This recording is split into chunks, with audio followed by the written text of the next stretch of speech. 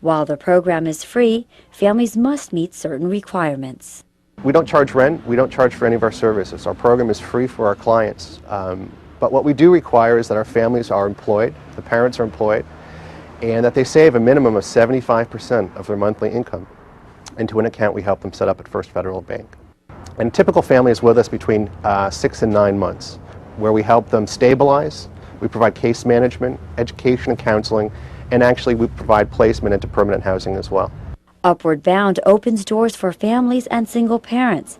It has seen a 95% success rate of families remaining in permanent housing at least a year later.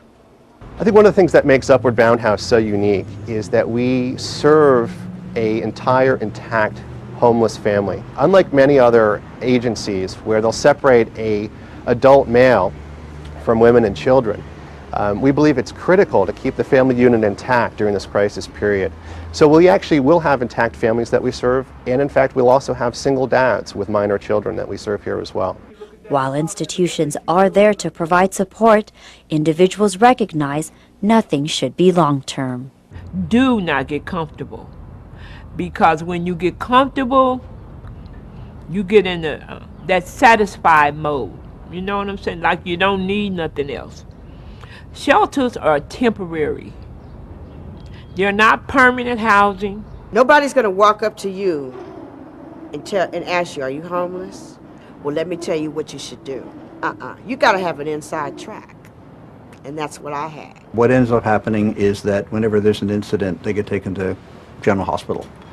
A hospital stay on an emergency basis will cost the public $10,000, $15,000, $30,000. For $30,000, you can probably house 2 or 3 households for a year. And so the provision of housing and services in housing will dramatically cut the cost of providing the services for the homeless.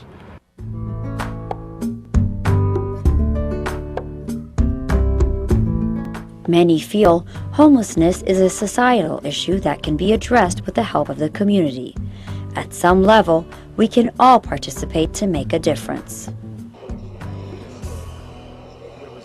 The solutions will come from all of us. Some are simple, a place to sleep. Some are a job. But psychiatric work is necessary for some. Drug and alcohol addiction counseling is also necessary. But we have to start somewhere. I think there's a lot of ways for the community to get involved. And I think one of the broader things is to help reincorporate and reintegrate families and homeless people into a community. And that involves volunteerism, that involves reaching out and participating in that process of families becoming reincorporated into their communities. They tend to think that addressing the needs of homeless in a neighborhood attracts crime, attracts violence, and really it doesn't. If you look at the well-run social service facilities that we have in the city, they're very stable, and they are positive contributors to the community. Venice resident Bill Magalo has taken up the cause on his own. He has been working with the homeless community for the past 7 years as Bill the Barber. I was not a barber, I was not trained as a barber, but I taught myself how to do it. And I figure over the last 10 years, the 7 years I've been doing it, I've probably given about 15,000 haircuts. I give, on the average, 20 haircuts a day. Bill now has 2 people who also help him. But the experience has been a learning process, and one that has helped him understand the homeless community. The homeless whom I deal with and whom I know, some of whom I know extremely well, are not the same as some of the people that merchants have a problem with and that some of the residents have a problem with. The people I work with, for the most part, are more sociable than some of the other homeless. They are people who are willing to come out and be around other people in order to get food or in order to get a haircut. From Bill's perspective, the haircut is more than just grooming and provides a sense of communal belonging. It's not just the haircut. A lot of it is about the bench. Usually do it on a bench, and everybody gathers around. People are waiting for their haircut, and the conversations that go on are they're very open and they're very friendly, and there's a lot of joking going on. And so people, even after they get their haircut, they'll just hang around. And when it comes to advocating rights, they live here as much as we do. The air belongs to them. The ocean, they should have just the same accessibility to the beach as anybody else.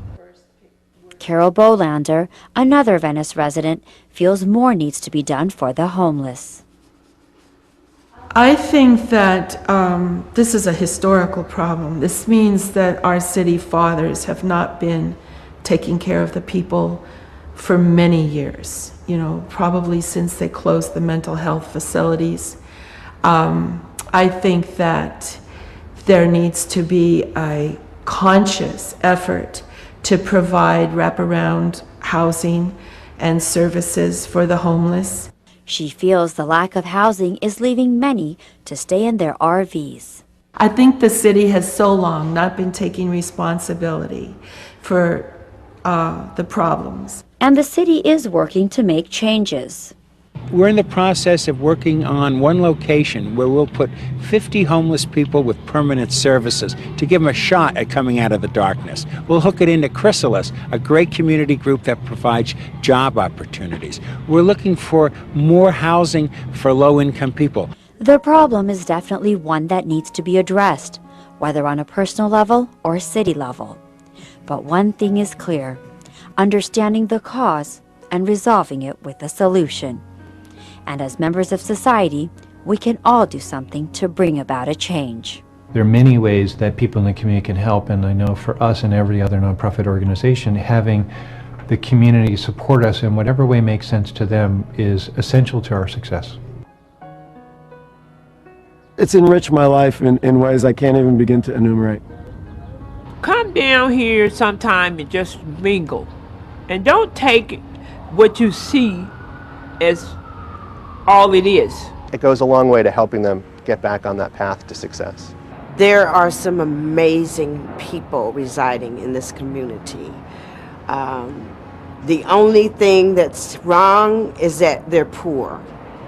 Once we bond with people who don't have much going for them, that gives them a sense of hope, and it gives us a sense of purpose.